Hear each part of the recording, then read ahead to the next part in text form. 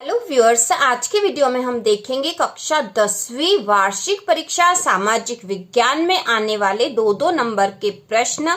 और इसके पहले हमने सामाजिक विज्ञान में एक नंबर के प्रश्नों की तैयारी कर ली थी। तो शुरू करते हैं। पहला प्रश्न है, समोच्च जुताई क्या है? समोच्च जुताई क्या है? तो इसका उत्तर होगा, समोच्च रेखाओं के साथ ढलान वाली भूमि पर जुताई करना समोच्च जुताई है। समोच्च रेखाओं के साथ ढलान वाली भूमि पर जुताई करना समोच्च जुताई है।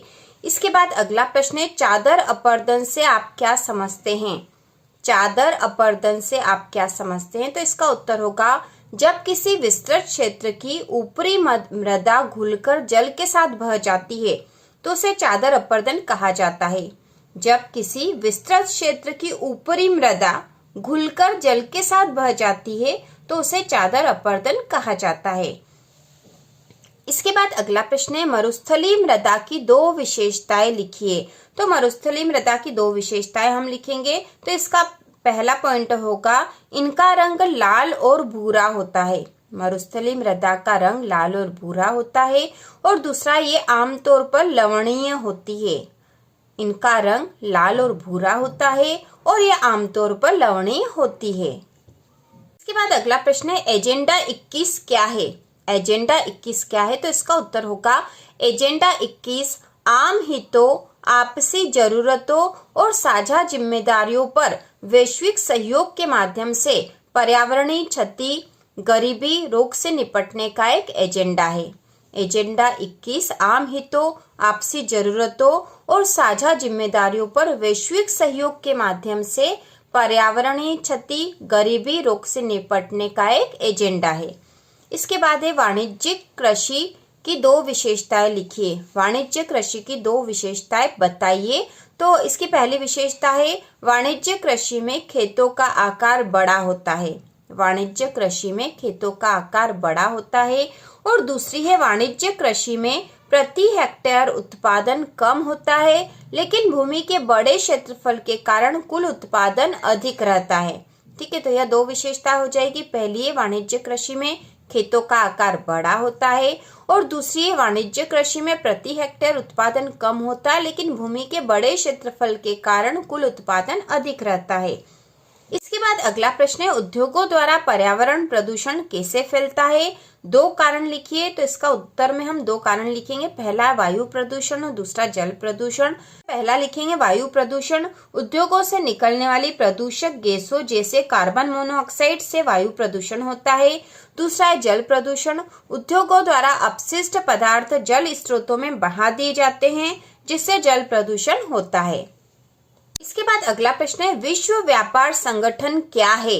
विश्व व्यापार संगठन क्या है? तो इसका उत्तर होगा, एक ऐसा संगठन है जिसका उद्देश्य अंतर्राष्ट्रीय व्यापार को उदार बनाना है तथा मुक्त व्यापार की सुविधा देना है। विश्व के लगभग 160 देश विश्व व्यापार संगठन के सदस्य है। तो विश्व व्यापार संगठन को ही WTO भी कहा जाता है। और जो 160 देश है वह इसके सदस्य है। तो फिर से हम देख लेंगे एक बार, विश्व व्यापार संगठन क्या है? तो एक ऐसा संगठन है जिसका उद्देश्य अंतर्राष्ट्रीय व्यापार को उदार बनाना है तथा मुक्त व्यापार की सुविधा देना है। विश्व के लगभग 160 देश विश्व व्यापार संगठन के सदस्य हैं। इसके बाद है, स्पिनिंग जेनी क्या है? तो इसका उत्तर है, जेम्स हरग्रीव्स द्वारा 1764 ईस्वी में बनाई कताई की मशीन थी। इसके द्वारा एक पहिया घुमाने वाला मजदूर बहुत सी तकलियों को घुमा देता था। तो स्पिनिंग जेनी वास्तव में एक मशीन है जो कि जेम्स हरग्रीव्स ने 1764 ईस्वी में बनाई थी। जेम्स हरग्रीव्स द्वारा 1764 ईस्वी में बनाई गई कताई की मशीन, इसके द्वारा एक पहिया घुमाने वाला मजदूर बहुत सी तकलियों को घुमा देता था। इसके बाद, वैश्वीकरण से क्या तात्पर्य है?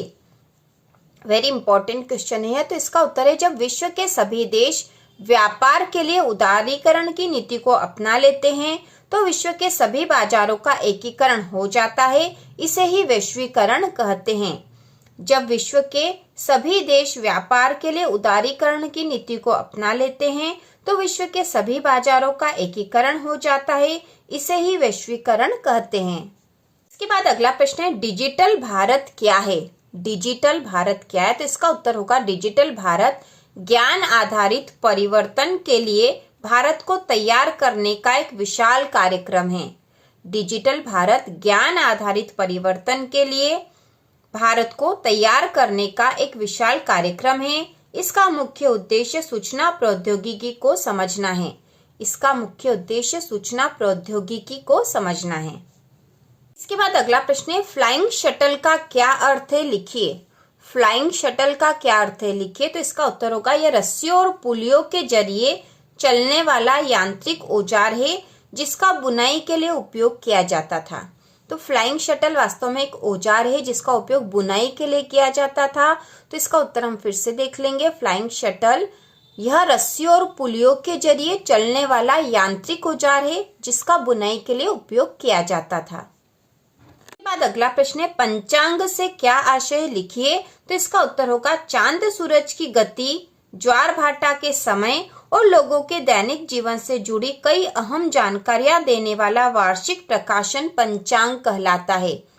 चांद सूरज की गति, ज्वार भाटा के समय और लोगों के दैनिक जीवन से जुड़ी कई अहम जानकारियां देने वाला वार्षिक प्रकाशन पंचांग कहलाता है। प्रकार का अगला प्रश्न है खगोल शास्त्र क्या है, लिखिए।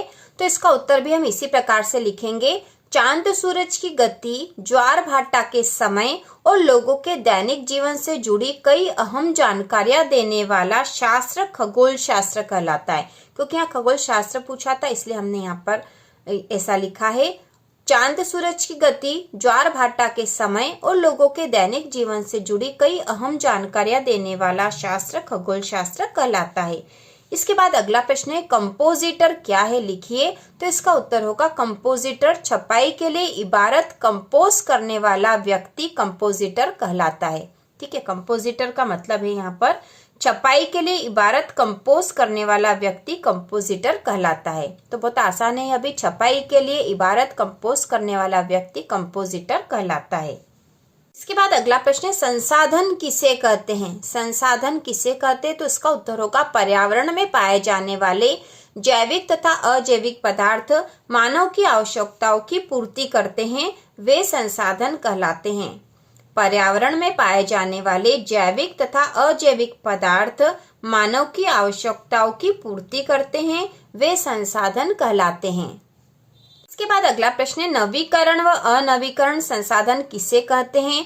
तो इसका उत्तर होगा नवीकरण संसाधन वे संसाधन जिन्हें पुनः उत्पन्न किया जा सकता है, जैसे सौर ऊर्जा, पवन ऊर्जा। तो नवीकरण वे होते हैं, नवीकरण संसाधन वे संसाधन है जिन्हें पुनः उत्पन्न किया जा सकता है, और इसके उदाहरण है सौर ऊर्जा और पवन ऊर्जा। जबकि अनवीकरण संसाधन में वे संसाधन जिन्हें पुनः उत्पन्न नहीं किया जा सकता, क्योंकि इनका निर्माण लंबे भूवैज्ञानिक अंतराल में होता है, जैसे खनिज और जीवाश्म ईंधन। तो इस प्रकार से हमने 2-2 नंबर के प्रश्नों की तैयारी कर ली है 10वीं वार्षिक परीक्षा के लिए। इसके बाद अगले वीडियो में भी हम 2-2 नंबर के बाकी प्रश्नों की तैयारी करेंगे। उसके बाद हम 3 और 4 नंबर के प्रश्नों की संपूर्ण तैयारी करेंगे। तो इसी प्रकार के और वीडियो देखने के लिए चैनल को सब्सक्राइब कीजिए।